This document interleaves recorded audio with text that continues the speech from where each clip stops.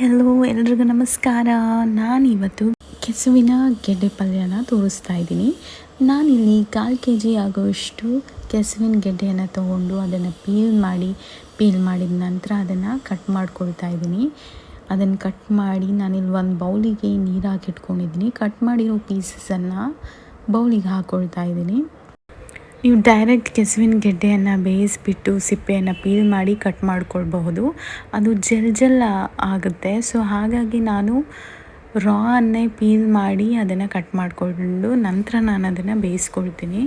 2 glasses of ನೀರನ್ನು ಪ್ಯಾನಿಗೆ ಹಾಕಿ cut ಮಾಡಿರೋ ಕೆಸುವಿನ ಗೆಡ್ಡೆ ಮತ್ತು 1/4 ಸ್ಪೂನ್ ಸಾಲ್ಟನ್ನು ಹಾಕಿ 15 ನಿಮಿಷಗಳ ಕಾಲ ಬಾಯ್ಲ್ ಮಾಡ್ಕೊಳ್ತೀನಿ. ಇದು ಬೇಗ ಕುಕ್ ಆಗುತ್ತೆ. ನೋಡಿ, ನಾನು ಚೆಕ್ ಮಾಡ್ತಾಯಿದ್ದೀನಿ.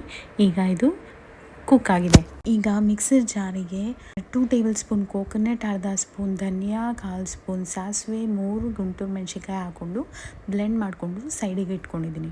ಈಗ ಪ್ಯಾನಿಗೆ 1 ಟೇಬಲ್ ಸ್ಪೂನ್ ಎಣ್ಣೆ, 1/4 ಸ್ಪೂನ್ ಸಾಸಿವೆ, 1/4 ಸ್ಪೂನ್ ಜೀರಿಗೆ, 1/4 ಸ್ಪೂನ್ ಕಡಲೆಬೇಳೆಯನ್ನು ಹಾಕಿ ಕಡಲೆಬೇಳೆ ಕಲರ್ ಚೇಂಜ್ ಆಗೋವರೆಗೂ ಫ್ರೈ ಮಾಡಿಕೊಂಡು 2 ಮೀಡಿಯಮ್ ಸೈಜ್ ಆನಿಯನ್ನ ಕಟ್ ಮಾಡ್ಕೊಂಡಿದ್ದೀನಿ.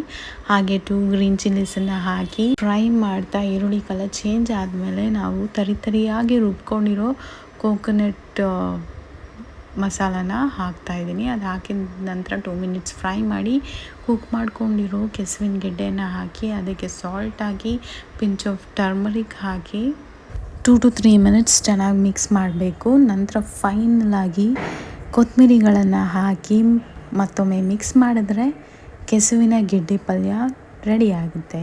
ಇದು ಚಪಾತಿ, ದೋಸೆ ಜೊತೆ ಸೂಪರ್ ಆಗಿರುತ್ತೆ. ಹಾಗೆ ಅನ್ನ ರಸಂ ಜೊತೆ ನಂಚ್ಕೊಂಡು ತಿನ್ಬೋದು. Stay healthy. Thank you.